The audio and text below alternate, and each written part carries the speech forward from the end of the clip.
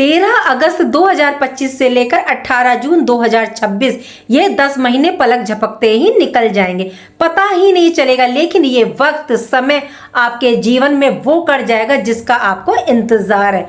पुनर्वसु नक्षत्र में रहते हुए ये आपके फर्स्ट हाउस, पर्सनैलिटी, व्यक्तित्व से लेकर आर्थिक स्थिति, अर्थव्यवस्था में कई बड़े बदलाव, सुधार लेकर के आएंगे। यानी धन की कमी को ये दूर करेंगे, रुके हुए कार्य थे जो आपके वो पूरे होंगे, अचानक से कोई धन लाभ की स्थिति ये निर्मित करेंगे। राधे राधे, मैं हूँ नीलू चौधरी, मेरे चैनल ग्रहों की माया में आपका स्वागत है। देखिए, ये बात मैंने पहले भी आपको बताई है कि किसी ग्रह के राशि परिवर्तन से ज्यादा महत्व उसके नक्षत्र परिवर्तन का देखने को मिलता है। यदि ग्रह अपने स्वयं के नक्षत्र में प्रवेश कर रहा है तो इसका बेहतरीन रिजल्ट आपको प्राप्त होगा और सटीक रिजल्ट आपको मतलब कि प्राप्त होंगे। 13 अगस्त 2025 को देवगुरु बृहस्पति के पुनर्वसु नक्षत्र में प्रवेश करते ही आपके जीवन में 12 साल बाद आपके व्यक्तित्व में, पर्सनैलिटी में, आर्थिक स्थिति से लेकर भाग्य का साथ मतलब कई बड़े बदलाव आपको देखने को मिलेंगे। देवगुरु बृहस्पति शुभ ग्रह है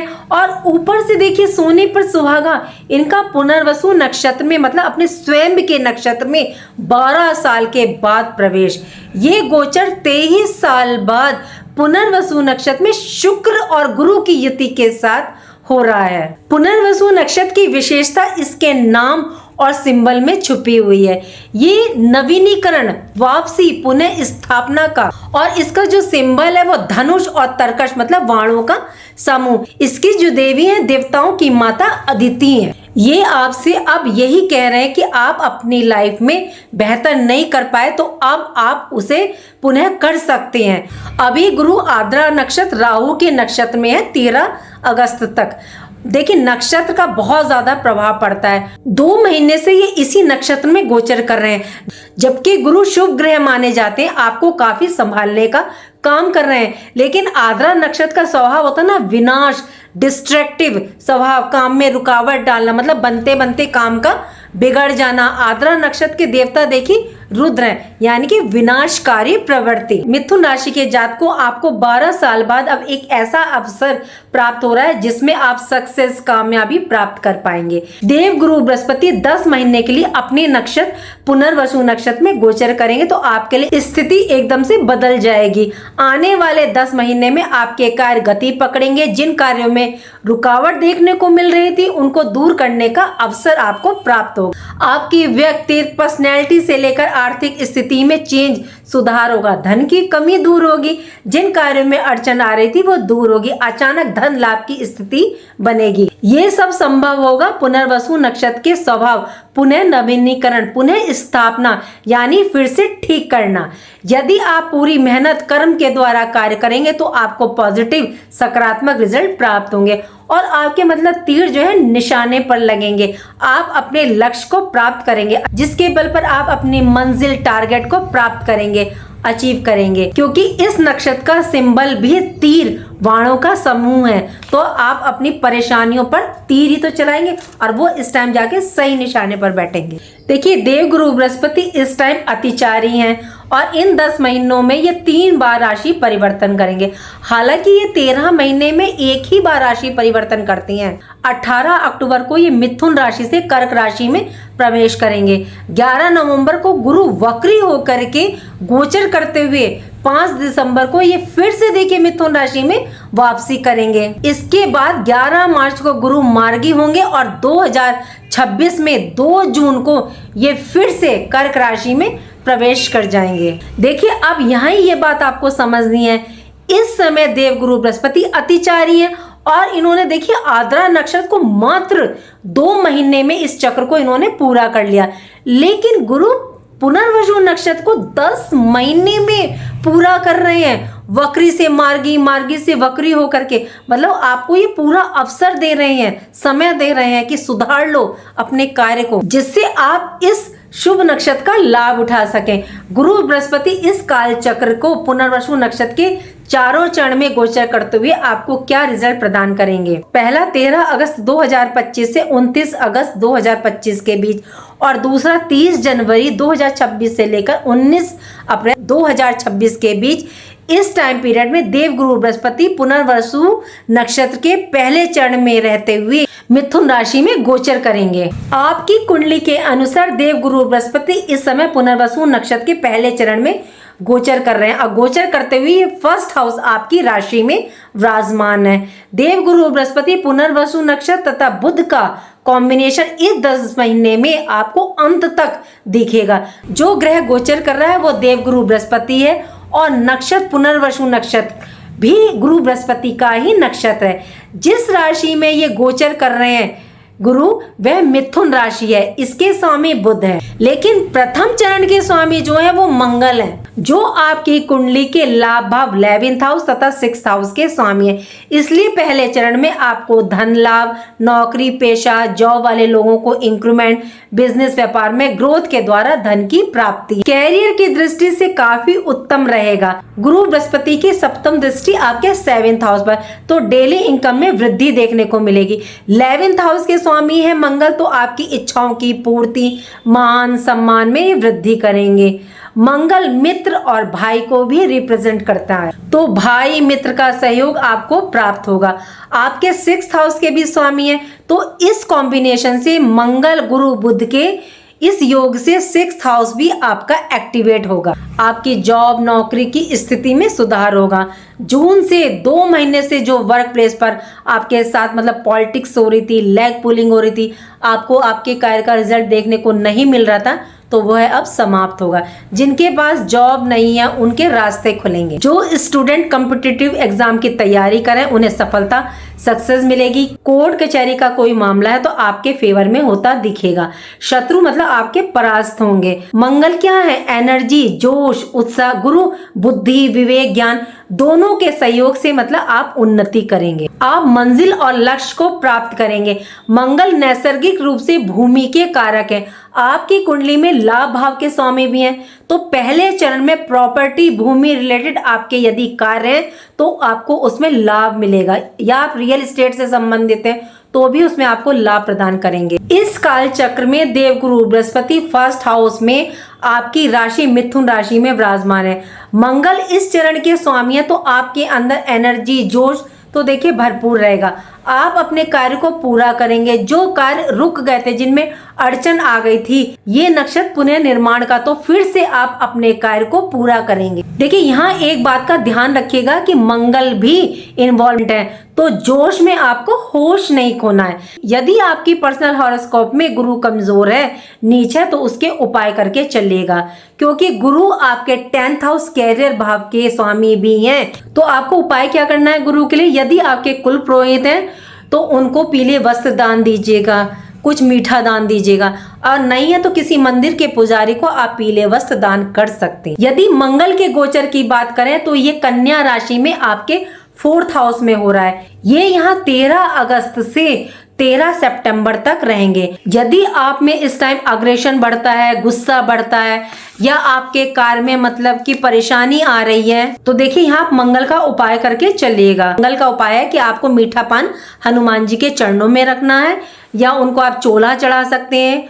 अगर आप मेल हैं मतलब पुरुष है तो अपने हाथ से चोला चढ़ा सकते हैं। यदि आप स्त्री हैं तो किसी पंडित से, मंदिर के पुजारी से आप चढ़वा सकती हैं। गुरु की पंचम दृष्टि आपके 5th हाउस पर, तो स्टूडेंट की शिक्षा के क्षेत्र में लाभ की प्राप्ति होगी। साथ ही शिक्षा के प्रति आपका कंसंट्रेशन, मोटिवेशन बना रहेगा। आपको अपनी संतान के प्रति अच्छे रिजल्ट की प्राप्ति होगी।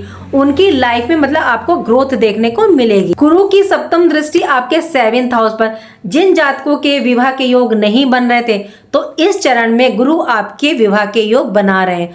गुरु का संबंध देखिए पंचम और सप्तम से है, तो जो स्त्रियां देखिए इस दौरान प्रेग्नेंट हैं, गर्भवती हैं, तो थोड़ा सा उपाय करके चलिएगा, क्योंकि मंगल का भी इन्वॉल्वमेंट है। मंगल इस पहले चरण के स्वामी हैं, तो ध्यान रखिएगा, उपाय करेगा। उपाय क्या करना है आपको? गोपाल सहस्त्र नाम का पाठ कीजिएगा, नहीं तो आप अपनी लंबाई के बराबर एक लाल रंग का धागा लेके अपने लेफ्ट हैंड में मतलब कि बाईं कलाई में बांध लीजिएगा। ये लाल किताब का बहुत बेहतरीन उपाय है। गुरु की नवम दृष्टि आपके 9th हाउस भाग्य भाव पर, तो इस चरण में भाग्य का साथ आपको प्राप्त होगा। देखिए थोड़ा सा ध्यान रख के भी चलेगा। मंगल की वजह से अपनी संतान को लड़ाई, वाद विवाद, झगड़ों से दूर रखिएगा। ये था गुरु बृहस्पति का पुनर्वसु नक्षत्र का प्रथम चरण। चलिए जानते हैं देवगुरु बृहस्पति के दूसरे चरण को। दूसरे चरण के स्वामी शुक्र देव गुरु बृहस्पति 10 महीने में अपने चरण को पूरा करेंगे। देखिए कब कब करेंगे, ये पहला टाइम है इनका 30 अगस्त 2025 से लेकर 18 सितंबर 2025 तक। दूसरा टाइम रहेगा इनका 4 जनवरी 2026 से लेकर के 29 जनवरी 2026 के बीच। और तीसरा टाइम आपको देखने को मिलेगा 20 अप्रैल 2026 से लेकर के 13 मई 2026 के बीच। इस नक्षत्र के दूसरे चरण के जो स्वामी ग्रह हैं वो है शुक्र देव।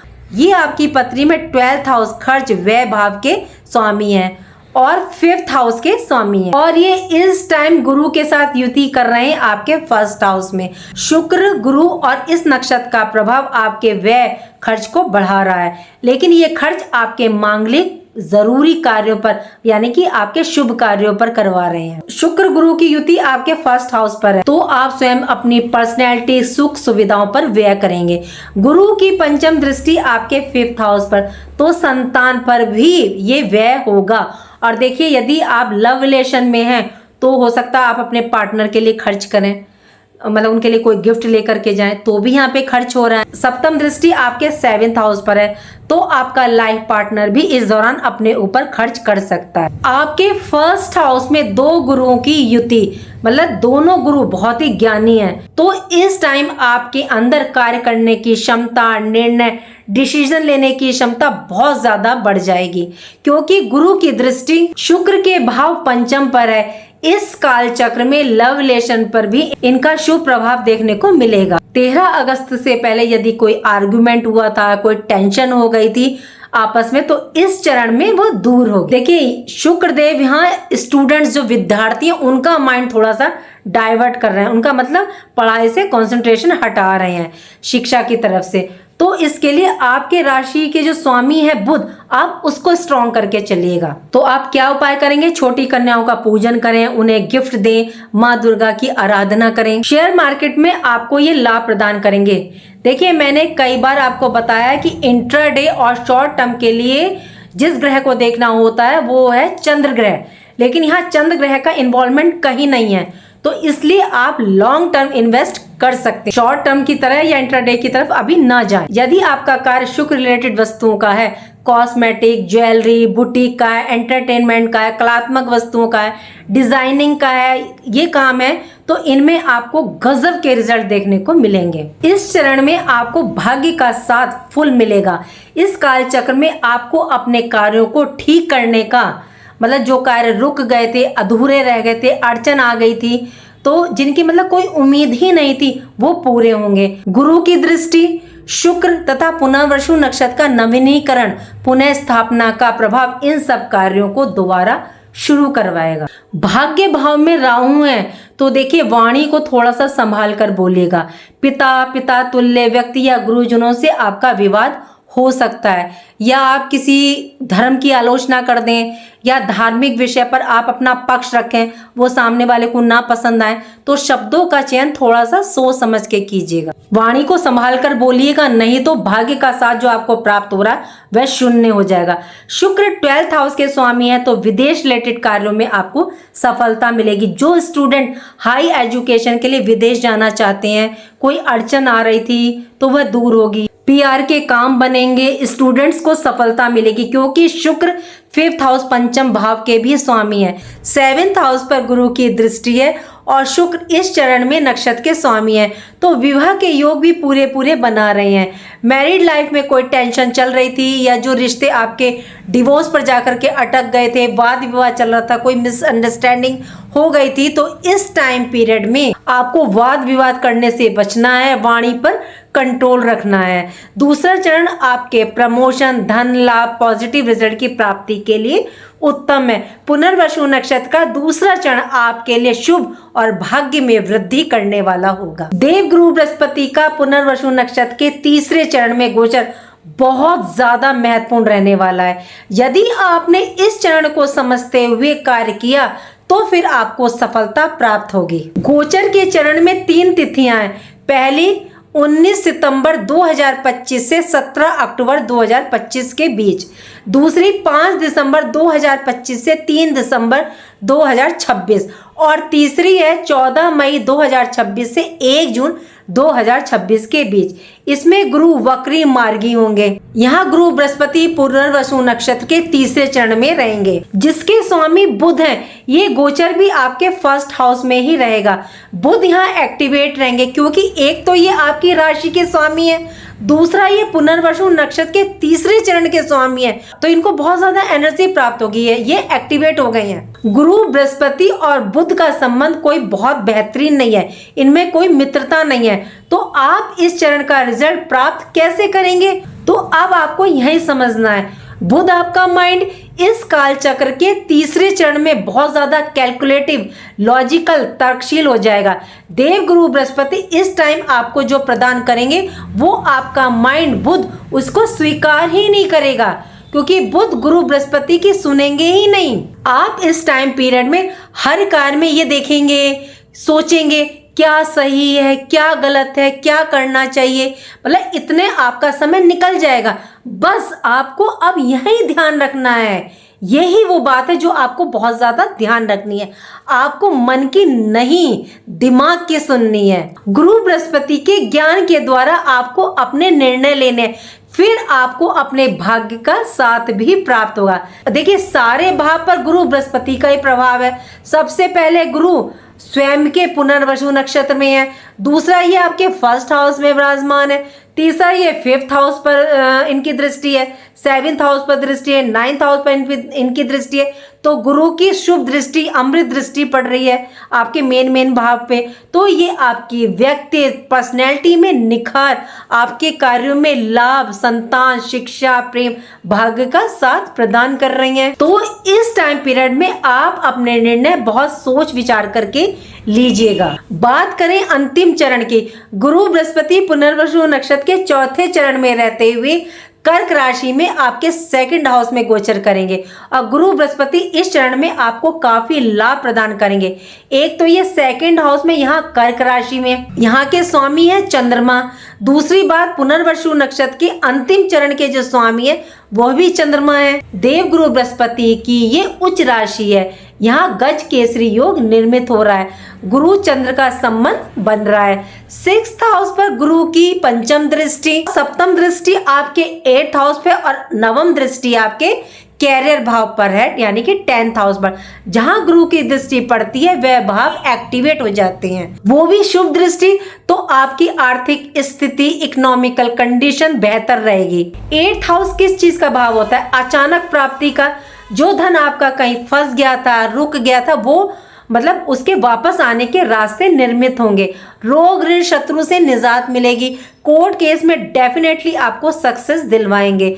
जो स्टूडेंट कॉम्पिटिटिव एग्जाम की तैयारी कर रहे हैं उसमें उनको सफलता प्राप्त होगी। 10th हाउस पर दृष्टि है तो नौकरी, जॉब में प्रमोशन, इंक्रीमेंट, बिजनेस, व्यापार में लाभ और विस्तार देखने को मिलेगा। ये टाइम पीरियड उन सभी चीजों की पुनः स्थापना और नवीनीकरण करेगा जिन्हें मतलब आप प्राप्त करना चाहते हैं या आपसे मतलब छूट गई थी।